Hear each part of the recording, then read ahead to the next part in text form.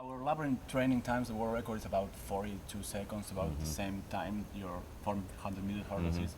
And ask myself how to keep concentration in those 40 seconds, not to get distracted and focused on what you have to do. I'm afraid of losing concentration and for 1/2 second, and that will be a big problem. You have to concentrate on doing everything right. And if you do things right continuously, the time will take care of itself. Because if you go out and you're focused on, we've got to do 38 seconds or 39 seconds, you're going to be thinking about this during the competition. And all you want to do is, in your mind, say, this is where I need to be now, and this is where I need to be in 3 seconds. And I know that 15 seconds from now, I'm going to be over here, but I've got to do this, that, and the other before I get to that point. And so all you should be thinking about is what you're going to have to do, and forget about time. Yeah, yeah. The time will measure itself. I mean, when you're running the hurdles, really applies to a labyrinth. Do you look at the next hurdle or do you look at the finish? You're looking at the next hurdle until you get about 5 steps away from it, and then you're looking beyond that hurdle. You know, it's almost like really running hurdles is almost like doing the long jump 10 times. You have one optimal point to take off, and that's where you have to take off. But it changes all the time. From one hurdle to the next, this point is moving, and you don't know where it's going to get, where it's actually going to be until you get about 3 or 4 steps away from the hurdle. And then when you get that close, only then do you know where you need to take off, what your absolute position is going to be. So it's a game that changes all the time.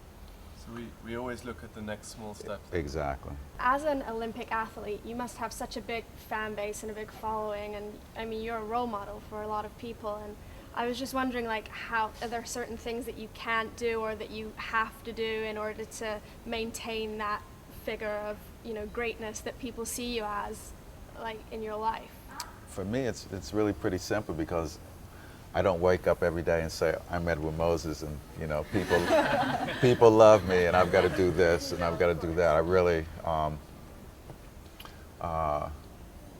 and life in the public eye can be very, very difficult, because it's something that you really can't escape. When people become super, super famous and can't go outside of their own apartments, I would hate to have to live like that all the time.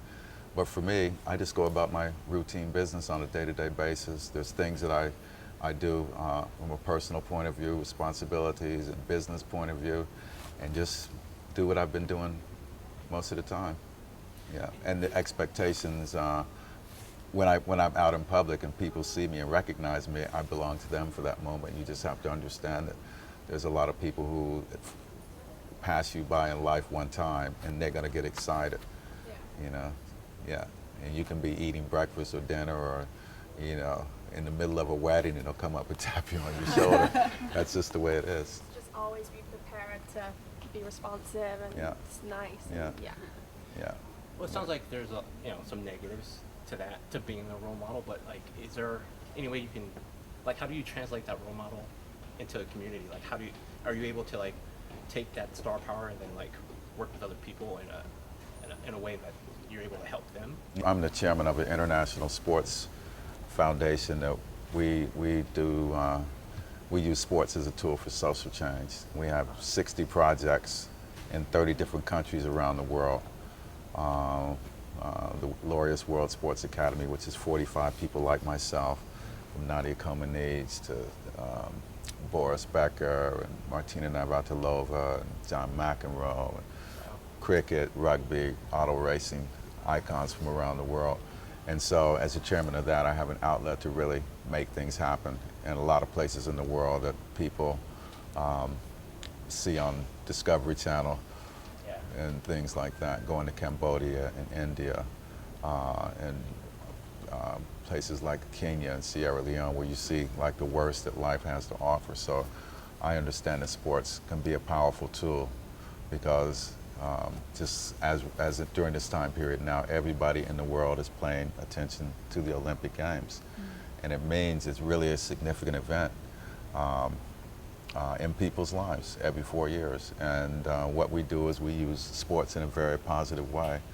And as an iconic athlete, you have a responsibility to show people what can be done and show people the positive aspects that sport can have. Because we all know there's a lot of negative things going on in the world that we really don't need to hear with, but yet don't need to hear, but are saturated with in the news every day. And sports is just the opposite.